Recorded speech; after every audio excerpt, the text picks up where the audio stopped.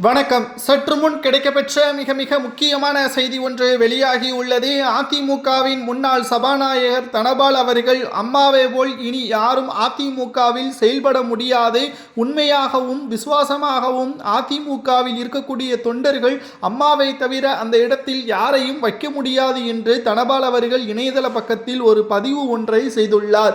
இதற்கு மிக முக்கியமான காரணம் வேட்பாளராக தனபாலை அறிவிக்காததுதான். கிட்டத்தட்ட அவரது தொகுதியில் தற்பொழுது பாஜகவின் இணையமைச்சராக இருக்கக்கூடிய எல் முருகன் அவர்களை போட்டியிட வைத்துள்ளார் எடப்பாடி பழனிசாமி அவர்கள். தாழ்த்தப்பட்ட சமூகத்தினர், அவரது ஆதரவாளர்கள் அனைவரையும் எடப்பாடி புறக்கணிப்பதற்கு என்ன காரணம் தெரியுமா? அதிமுகவில் 90% அவரது சமுதாயத்தை சார்ந்த முக்கியமான நபர்களுக்கு முக்கிய பதவியை கொடுக்க வேண்டும் என்ற எண்ணத்தை அவர் கொண்டுள்ளார்.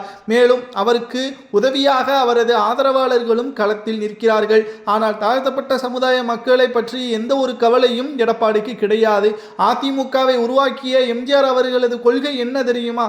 அதிமுகவில் அனைத்து சமுதாய மக்களுக்கும் அனைவருக்கும் ஒரே சமமான மரியாதை, ஒரே சமமான பாகுபாடு இல்லாமல் அனைவரும் சமமாக அதிமுகவில் பொறுப்புகளும் மரியாதையும் வழங்கப்பட வேண்டும், சகோதரர்களாக செயல்பட வேண்டும் என்பதுதான் அவரது நோக்கம்.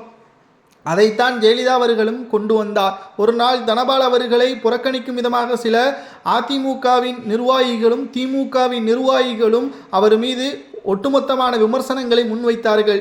இதனால் போட்டியில் வெற்றியடைந்த தனபால் அவர்களை சபாநாயகராக அழகு பார்த்து அவரை யார் எந்திரித்து நிற்க சொன்னார்களோ அவர் முன்னிலையிலேயே மற்ற கலைஞர் உள்ளிட்ட பலரும் தனபால் முன்னிலையில் வணக்கம் கூறி எந்திரிக்க வைத்த பெருமையும் ஒட்டுமொத்த ஜெயலலிதா அவர்களுக்குமே சேரும். அப்படிப்பட்ட ஒரு தலைவியை இனியும் நாங்கள் பார்க்க முடியாது என்று இப்பொழுது இருக்கக்கூடிய எடப்பாடி பழனிசாமி அவர்களது தலைமை சரியில்லை என்பதை சுட்டிக்காட்டும் விதமாக அவர் இணையதள பக்கத்தில் பதிவு ஒன்றையும் செய்துள்ளார். மேலும் இந்த தேர்தலில் ஏற்கனவே பல போராட்டங்களும் பல்வேறு கட்சிகளும் தேர்தலில் போட்டியிடுகிறது.